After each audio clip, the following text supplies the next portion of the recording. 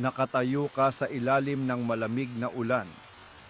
Bawat patak ay tila isang tuldok na nagwawakas sa isang mahabang pangungusap. Sa likod mo, isang anino. Ang anino niya, hindi mo kailangang lumingon para malaman na nandoon siya. Nanonood, inaasahan mo ang lungkot. Siguro, galit. Pero ang narinig mo ay isang bagay na iba. Isang katahimikang mas nakakabingi kaysa sa anumang sigaw. At sa katahimikang iyon, nagsimula ang bagyo. Hindi sa langit, kundi sa isip niya. Inakala mo na ang pag-alis mo ang katapusan. Iyon pala, simula pa lamang. Simula ng kanyang pagkahumaling, ang mga tawag, ang mga mensahe, ang mga di inaasahang pagpapakita. Bawat isa, isang hibla sa sapot na pilit niyang ibinabalik sa iyo.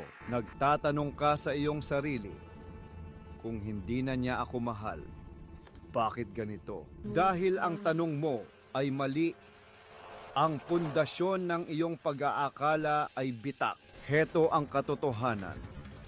Isang mapait na tableta na kailangan mong lunukin.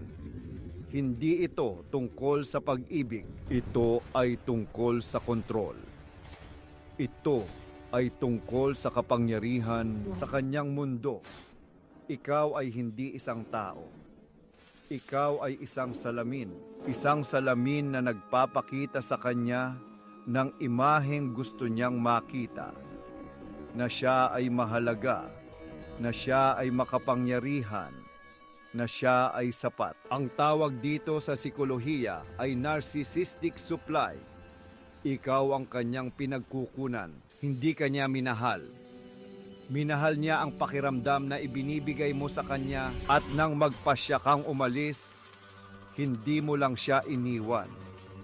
Binasag mo ang kanyang salamin. Ang nakikita niya ngayon ay hindi na ang perpektong imahe. Ang nakikita niya ay ang kanyang sarili. Ang kawalan, ang kahungkagan. Ito ang tinatawag na narcissistic injury. Isang sugat sa mismong kaibuturan ng kanilang ego. At ang reaksyon sa sugat na ito ay hindi lungkot. Ito ay matinding rage o galit, isang desperadong pagtatangka na bawiin ang kontrol, na ayusin ang nabasag na salamin, kahit pa sa pamamagitan ng puwersa. Kaya't hahabulin ka niya, hindi para bawiin ka, kundi para bawiin ang kanyang sarili. Isipin mo ang isang manlilikha ng mga manika. Ang pangalan niya ay si Silas. Bawat manika ay perpekto sa kanyang paningin. Bawat galaw, bawat ngiti ay kontrolado ng kanyang mga daliri sa mga tali. Mahal niya ang kanyang mga manika. O iyon ang inaakala niya. Ang totoo, mahal niya ang sayaw, ang pagsunod, ang kanyang sariling galing na naipapakita sa bawat galaw nila. Isang araw, isa sa mga manika, ang kanyang paborito, si Elara, ay nagsimulang gumalaw ng kusa. Isang maliit na pagiling ng ulo. Isang pag-angat ng kamay na hindi niya iniutos. Sinubukan ni Silas na higpitan ang mga tali. Napilitin siyang sumunod. Pero may nagbago na isang gabi. Gamit ang isang matulis na piraso ng salamin, pinutol ni Elara ang kanyang mga tali. At sa unang pagkakataon, tumayo siya sa sarili niyang mga paa. Hindi umiyak si Silas. Hindi siya nalungkot. Sa halip, isang nakakakilabot na galit ang gumapang sa kanyang mukha. Hindi niya hinanap si Elara para ibalik sa koleksyon. Hinanap niya siya para wasakin. Dahil ang pag-alis ni Elara ay isang deklarasyon. Hindi ka Diyos. Ang iyong kapangyarihan ay isang ilusyon. Ikaw si Elara at siya si Silas. Ang kanyang pagmamahal ay ang mga tali.